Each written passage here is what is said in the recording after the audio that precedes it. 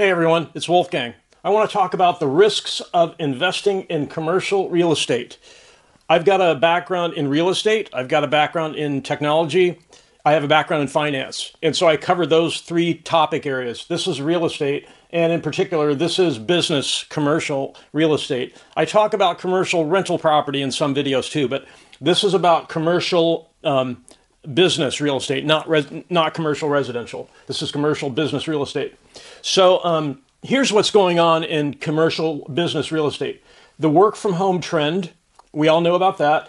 It's starting to slow, but the office space market has not recovered.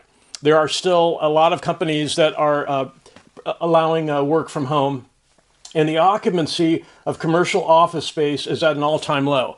What that does is it makes businesses question why they need so much space. Businesses renegotiate leases with their landlords and tell them, we want to reduce the space we're renting by half, or at lease renewal time, or when a new business tenant shows up, instead of asking for X number of square feet for a larger office, they ask for half of that.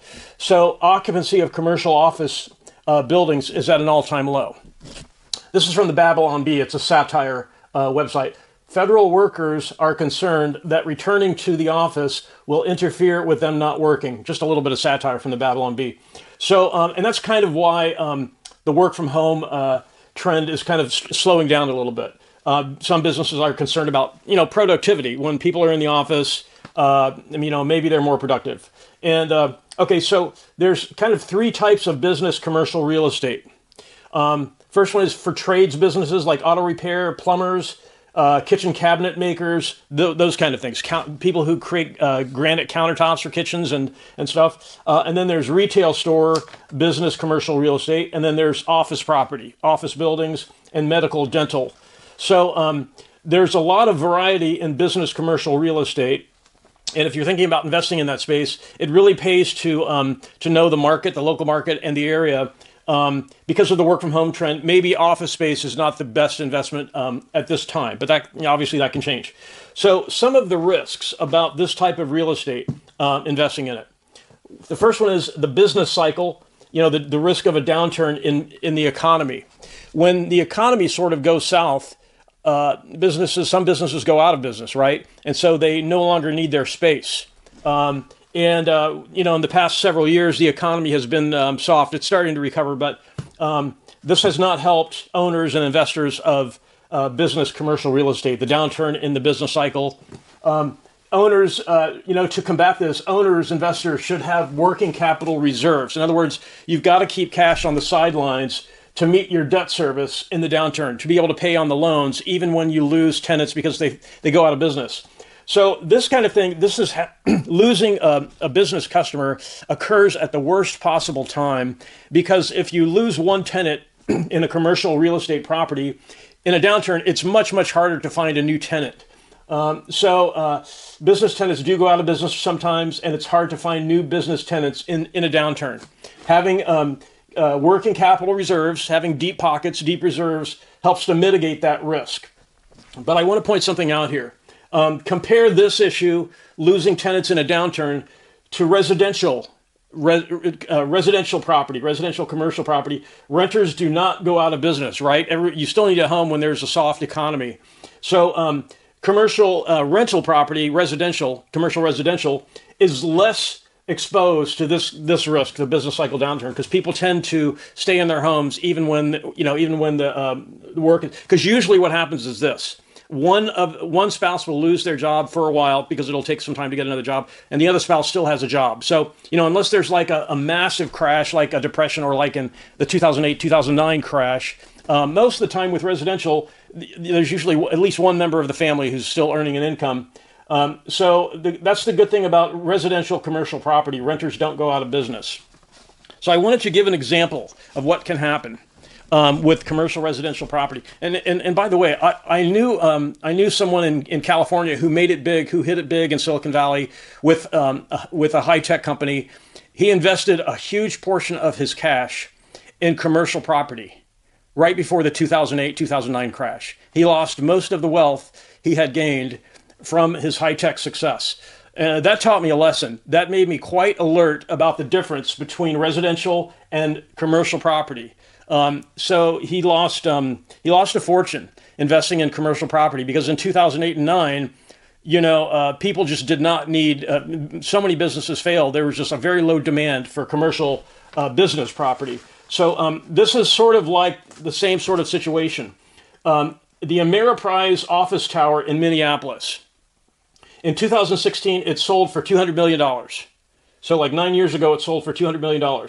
Yesterday, this property closed. It sold for only $6.25 million, about a 97% loss.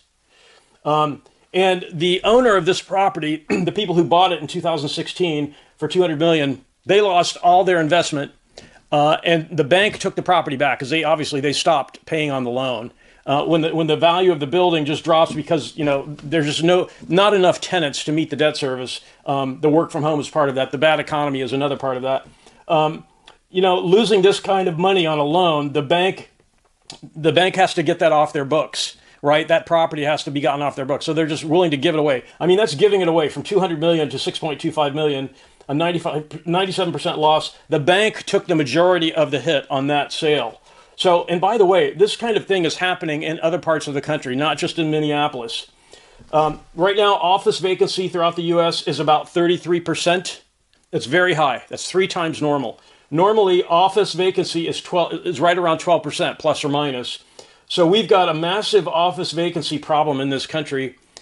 So the reason I wanted to create this video, the risks investing in commercial real estate, really know what you're getting into if you're thinking about doing that now. Because even if you're thinking about becoming a limited partner with just a small investment, with a general partner who is collecting investors to buy an office property. I mean, if you're buying something like this, then maybe you've got some protection, right? But maybe not, because the work from home is still with us. And the economy is, although the economy is recovering, but I don't know. I can't sit here and say that this was a good idea for anyone to buy this. Because a lot of those properties, if you think about it, if they just tore it down and built another type of real estate like apartments, that might be a better situation. And maybe that's what they plan on doing. Maybe they bought this for land value. But I want to say something about office conversions, because a lot of people have been thinking about office conversions to residential. That's been in the news. So here's some downsides. Here's some risks about that. I didn't have space on the board for this.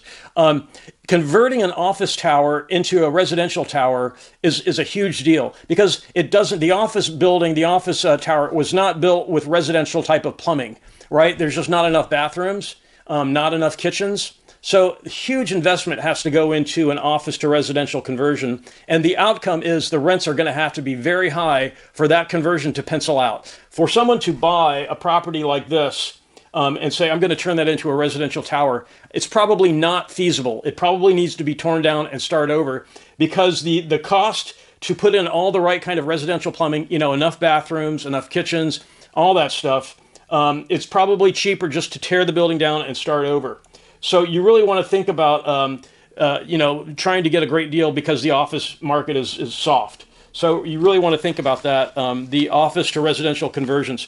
One thing the city of Boston is doing to try to encourage office to residential conversions, they're giving tax breaks of 75% on property taxes for 30 years. Boston has gone to developers and said, look, if you'll buy this nearly vacant office tower and convert it to residential, you won't have to pay full property taxes. You'll get a 75% discount on property taxes for the next 30 years. That's enticing, but still, I just think that the tearing that down and building a residential is probably better. So you want to be careful if you're thinking about putting on a small investment to office to residential conversions. I would not do it.